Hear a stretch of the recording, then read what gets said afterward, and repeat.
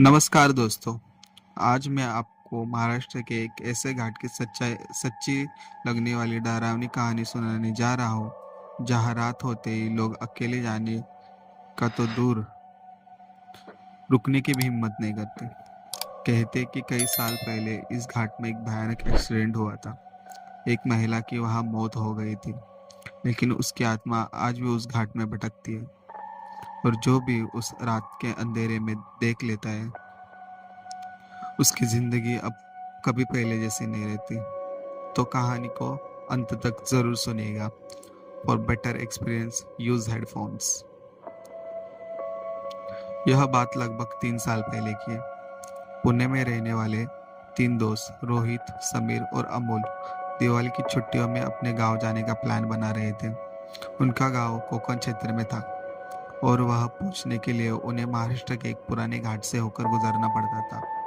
काम की वजह से वे देर से निकले और रात के लगभग 11 बजे उनकी कार घाट के रास्ते पर पहुंच गई थी।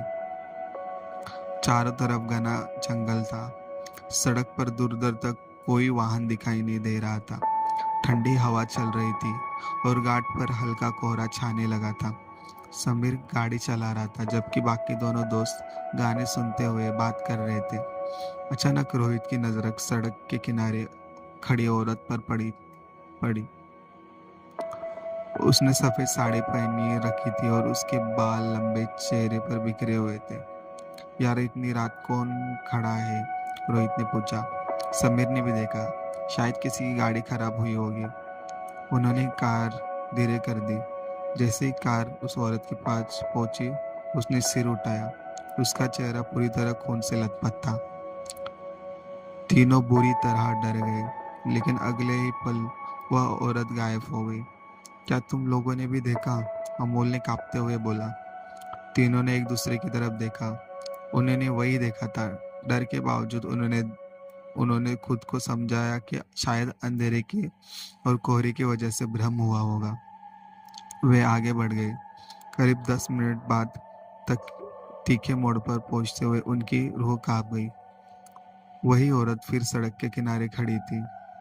इस बार उसके कपड़े फटे हुए थे। उसके हाथ अजीब तरीके से मुड़े हुए थे, जैसे किसी दुर्घटना में हड्डियां टूट गई हो। समीर ने तुरंत एक्सीलेटर दबा दिया। कार तेज रफ्तार से आगे बढ़ गई, लेकिन तभी कार के अंदर अजीब सी बदबू फैलने लगी, जैसे कि किसी चीज की सड़ने की गंध हो। अमूल ने पीछे मुड़कर देखा और उसके मुंह से चीख निकल गई। कार की पिछली सीट पर वही औरत बैठी थी।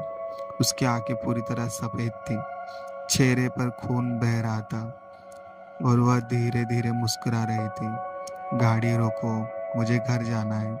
गाड़ी रोको, मुझे घर जाना है। उसकी भारी आवाज पूरे वाहन में गूंज उठी। सबीर ने घबरा कर ब्रेक मारा। कार सड़क पर फिसल गई। तीनों बाहर निकलकर भागने लगे, लेकिन चारों तरफ केवल जंगल और अंधेरा था। अचानक उन्हें घाट के नीचे एक पुरानी टूटी हुई कार दिखाई। वे पास गए।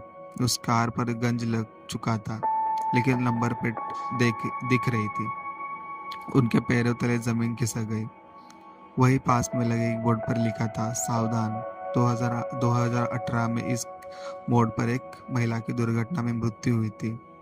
तभी पीछे से किसी औरत के रोने की आवाज आने लगी। तीनों ने मुड़कर देखा। वही औरत सड़क के बीच में खड़ी थी। इस बार उसका चेहरा साफ दिखाई दे रहा था। उसकी गर्दन एक तरफ मुड़ी हुई थी, आंखों से खून बह रहा था। वह धीरे धीरे उनकी तरफ बढ़ रही थी। तीनों पूरी ताकत से भागे और किसी तरह कार तक पहुंचे। समीर ने कार स्टार्ट की, लेकिन कार स्टार्ट नहीं हो रही थी और वही औरत अब बिल्कुल सामने आ चुकी थी। तभी अचानक दूर से एक ट्रक आता दिखाई दिया। ट्रक की हेडलाइट उस औरत पर पड़ी और अगले ही पल वह धुएं की तरह गायब हो गई। कार भी अचानक स्टार्ट हो गई। तीनों ने पीछे मुड़कर देखा तो सीधे गांव पहुंचकर ही राहत की सांस ली। अगले दिन गांव वालों ने उनसे पूछा। उन्हें पता चला कि कुछ साल पहले एक महिला की उस घाट में भयानक एक्सीडेंट हुआ था। वह कई घंटों तक मदद के लिए तड़प रही थी, लेकिन कोई उसकी मदद की सहायता नहीं कर पाया। तब से लोग कहते हैं कि उसकी आत्मा रात के समय यात्रियों को लिफ्ट मांगती रहती है, और जो रुक जाता है वो कभी सुरक्षित वापस नहीं लौटता। तो दोस्तों, अगर आप कभी महाराष्ट्र के किसी सुनसान घाट के रास्ते में गुजर रहे हो और सड़क किनारे सफेद साड़ी में कोई औरत दिखाई दे, तो जरा सावधान रहिएगा, क्योंकि वह हो सकता है कि वह कोई इंसान नहीं, बल्कि उसी घाट में भटकती हुई एक अतृप्त आत्मा हो। अगर आपको यह डरावनी कहानी पसंद आई हो तो वीडियो को लाइक करें, चैनल को सब्सक्राइब करें, और ऐसे ही खौफनाक कहानियों के लिए जुड़े रहिए। मिलते हैं अगली डरावनी कहानी में। तब तक के लिए सुरक्षित रहिए और रात के सुनसान घाटों से थोड़ा बच कर रहिए।